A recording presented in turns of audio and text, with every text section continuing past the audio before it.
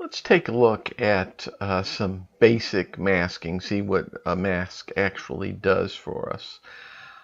Taking this photo here of this orangutan, I'm going to add a mask to this layer, to the background layer. If you go down here at the bottom of the panels, you'll see the third icon from the left. It's like a little rectangle with a dot in the middle is for adding a mask. So let's click on that.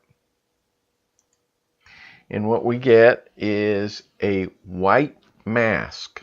Now remember what we said, white reveals, black conceals. So because we're saying reveal everything, there's really no change to the photo. In fact, we can look at our mask only by holding down the Alt on the PC or Option on a Mac and clicking on the mask so we can see what the mask looks like. And it's just white and it reveals the entire photo. Now, I said that a mask can be anywhere from white, pure white to pure black. Let's see what that does. We're going to do a gradient here across this mask. Okay, going from black to white. Now let's see what effect it would have on the photo.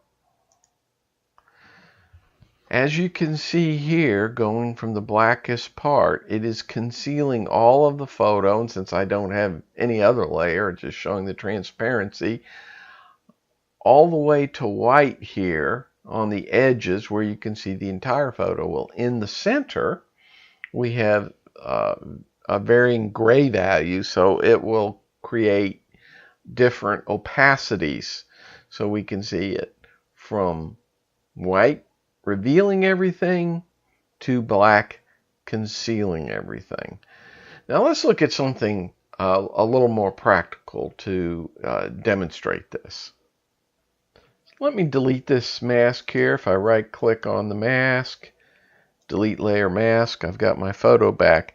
And let's say that I want to make an adjustment that this green grass seems oversaturated to me and distracting from the photo, and I just want to desaturate the grass part of it.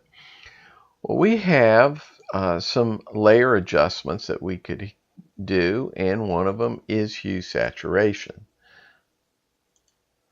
So notice what it does here. It adds a layer where I can change the saturation, but it also automatically adds a white mask. So let us desaturate that grass to where I think it looks a little more realistic. And that looks pretty good. If we click this layer on and off, you can see the difference in the grass. But I don't like what it's done to the orangutan itself. Now he looks too desaturated.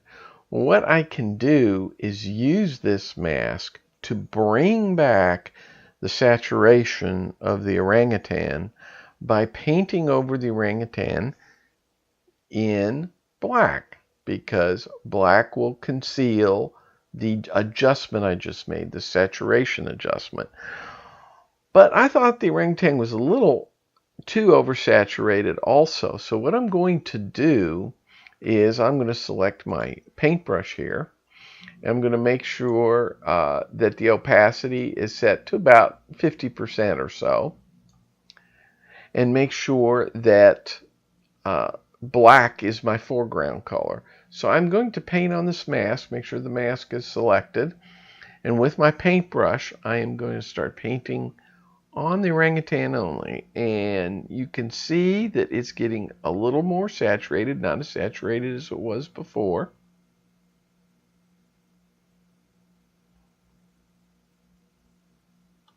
Okay, so let's look at what happened on the mask. As I said before, if you hold Alt for the PC or Option for the Mac, you can see that I painted on the white with a gray value, brought back about 50% of that saturation. So if we click this off, you can see what it looked like before. And now what it looks like. So we've desaturated the grass and brought the saturation in the orangutan back about 50%. Now I could have painted with all black and bring it all the way back. So let's do that.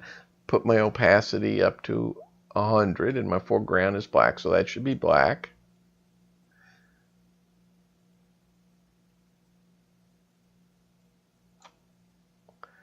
And let's look at the mask again so we see results. You see I painted over that. And you can see it's brought back at its full saturation, but the grass is still desaturated. So that's a quick example of using a mask to paint in and out effects. We'll get into it in a little more detail in a later lesson.